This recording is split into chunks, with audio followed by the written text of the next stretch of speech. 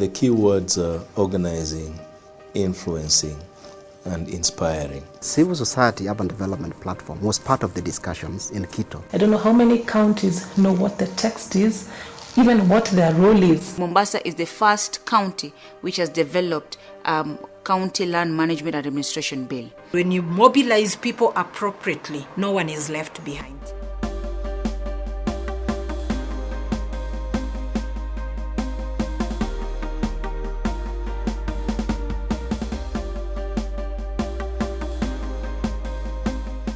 For many decades, Kenya's urban planning was a preserve of government agencies. No wonder the disconnect in the chain of planning, execution, and uptake of different infrastructure and services.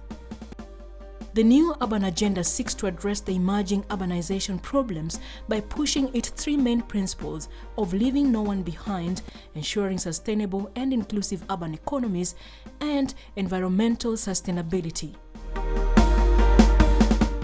However, the surge of people in the urban space squeezes available resources, hence the need to innovate solutions towards sustainability. The platform presents a credible convergence point for state officials, civil society organizations, private sector, urban development experts, research institutions, development partners, and the general public. It thrives in coordinating non-governmental organizations and empowering urban communities to self-organize and contribute to urban governance. We're coming from a space where we were used to the local government systems, the so-called CAP 265, which was very popular in the old local government system.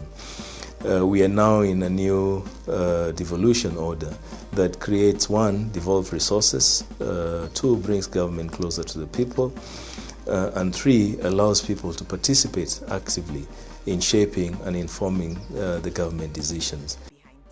Civil Society Urban Development Platform CSUDP has been at the heart of the new urban agenda discourse and the 2030 Agenda for Sustainable Development in Kenya. We worked through an approach, one that was built on implementing partnership arrangement, where we have worked with about 18 different partners. We also worked on an approach that was focusing on grassroots coordination.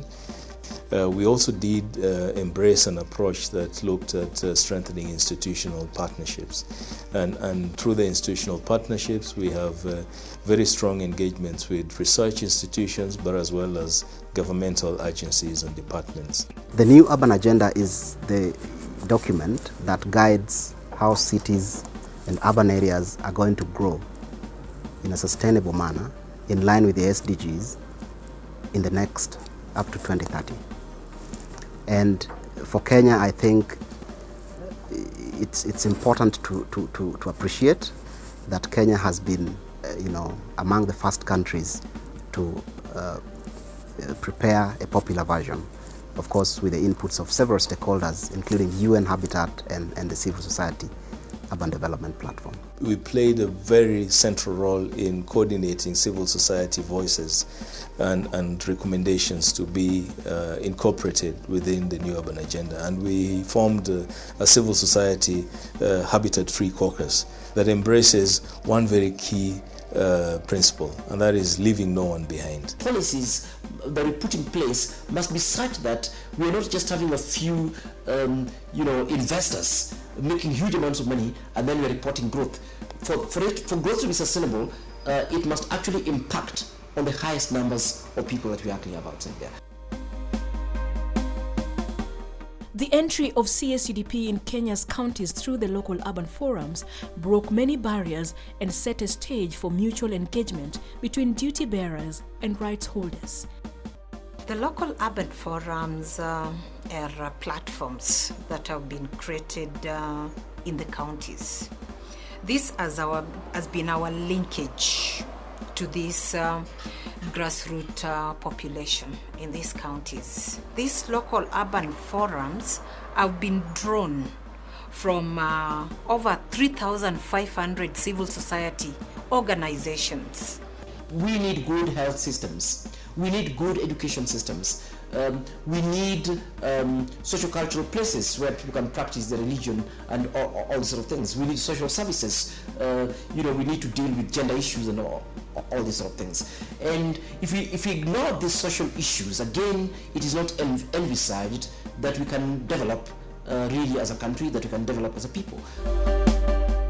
Affordable housing, which is a solid pillar of Kenya's development blueprint, has found a home in the National Cooperative Housing Union, NACHU. In the 4 counties, we were able actually to mobilize over 25 housing cooperatives. They came together, they started saving. CSUDP actually was really assisting us. We did so many trainings in all those counties. These members actually all were saving towards actually acquiring houses. They were able to save a minimum of 20%, and actually we were able to actually build over 450 houses. If you densify a housing scheme and you have 1,000 people living in a neighborhood that perhaps initially was horizontally spread and had less people, you then have the issue about concentrating waste within that same area.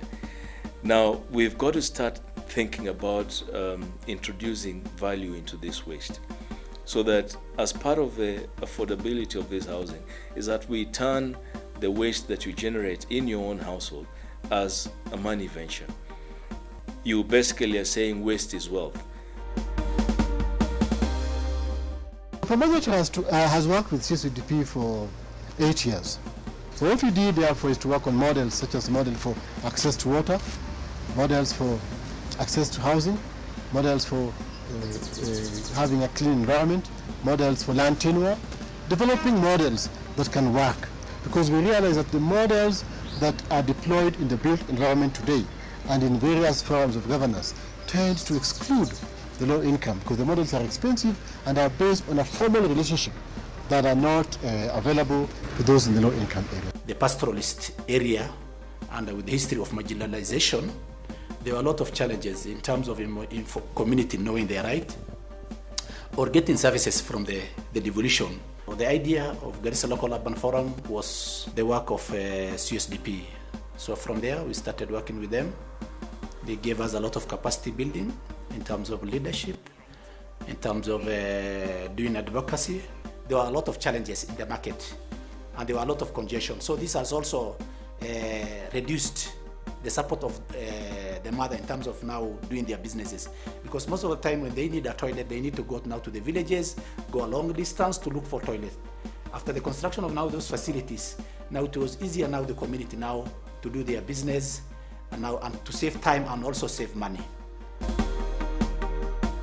We've been able to construct rainwater harvesting tanks, and we have also constructed VIP latrines in beneficiary schools in this county. We have also installed hand washing stations. Children used to carry water from home to school, and some of them would be asked to leave school during school hours to go and look for water. Right now, quite a number of them have been able to get to secondary schools due to good performance that they have registered. Hygiene and sanitation in the same schools have also improved. And again, if you look at the absenteeism of these children in schools due to waterborne related diseases, it has also reduced.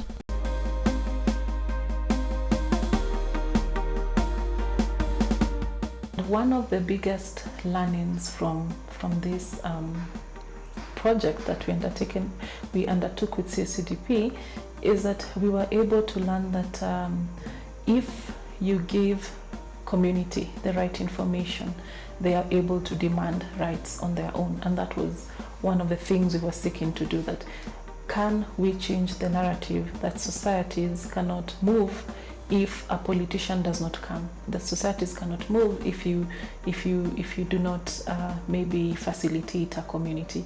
And information was a powerful tool for us. We were able to do a lot of human rights trainings, and this is something that had not been done before.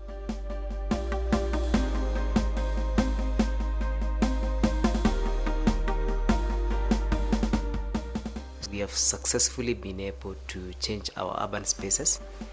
through focusing on entrepreneurship, having an enabling environment for public spaces. We recruited small enterprises, develop a curriculum jointly with CSUDP, and capacity build those entrepreneurs. We are able to pilot some few resources, and we give it as a small loan to be able to boost their enterprises.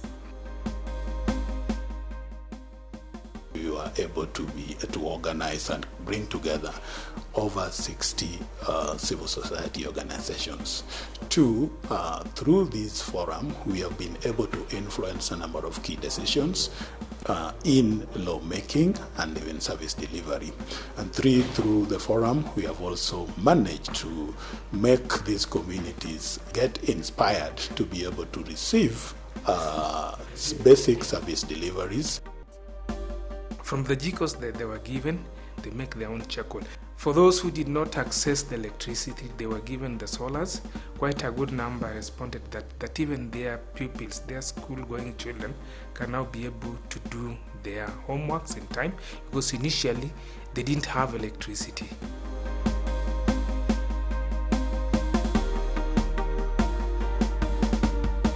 Thika is one of the towns with so many girls who have dropped out from school, who are street children. So we've been training young girls on various courses on hairdressing and beauty. We've also had partnerships around the creative industry sector, Sarakasi Trust, Uwezo Awareness Organization, that are working with localized talent, and particularly those who are in deprived areas such as the informal settlements, and trying to build their confidence to nurture this talent and make it into productive or gainful employment as an artist. And in the youth, we set up a partnership around a youth talent and positive development program, which is called Talanta Mtani. And this partnership cuts across non-state, which is ourselves, and Uwezo Awareness, and also the private sector, Standard Group, and CIPLA International and others. We have developed a curriculum called PIMA that we use. So we travel around the country and we showcase talent, diverse talent. We don't put any limitations to it. This PIMA program addresses the need for professional development, for acquisition of technical skills professionally, so that even as budding artists find their way into the market, they are fully equipped and having that mindset of being professionals and looking at the creative economy as an alternative. We have people who've been signed up to be able to support different institutions in entertainment. We have bands that have been established entertaining people. It's turning out to be a reality that talent actually pays.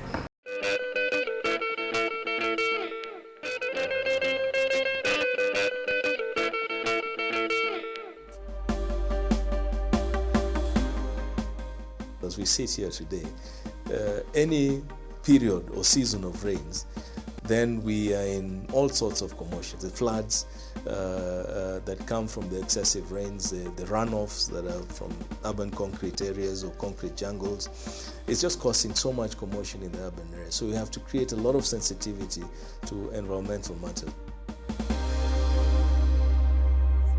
Around Lake Nakuru National Park, which is a UNESCO World Heritage Site, solid waste management modules have given a once choking dump site a new lease of life as it spreads a breath of fresh air in the region.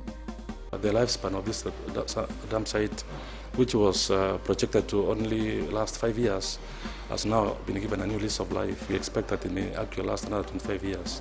Why? Because the tonnage of waste that was going to the dump site has reduced significantly because of the reuse, because of the recycling, because of the material resource recovery programs that we were able to undertake jointly with the CSUDP and the county government. Through the support of CSUDP, we were able to develop the county solid waste management bill and the county development bill. We were also able to develop the Nakuru County climate change bill. We carried out very, very strong campaigns on having open defecation-free estates, particularly in the high-density, low-income residential areas, which we formerly call slums. Kilifi Local Urban Forum has presented alternative budgets with the community's key priority areas to the county government for requisite budgetary allocations. Community projects which were proposed by communities to the county government so that they can be included in the county budget, 34% of what the community proposed went into the budget.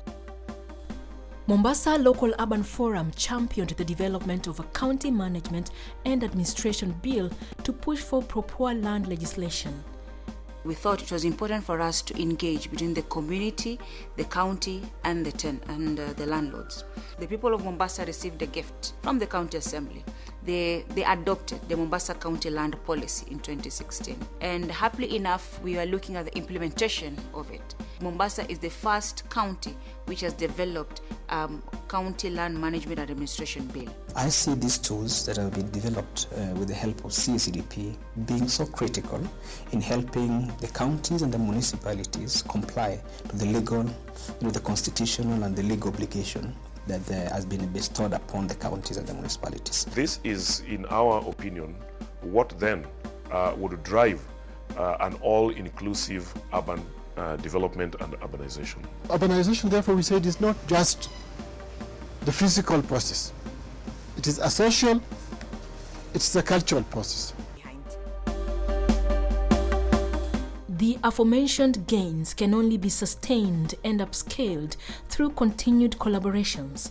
That is why CSUDP is inviting partnerships. We are grateful to CSUDP and we hope that we can achieve a city that is free, fair and just. So all this is about creating urban areas that are socially functional, and we take a lot of pride in the fact that our work as CSUDP before Quito and post-Quito really resonate with that particular agenda of the new urban agenda. Civil Society Urban Development Platform for vibrant, dignified, secure and socially inclusive urban living environments.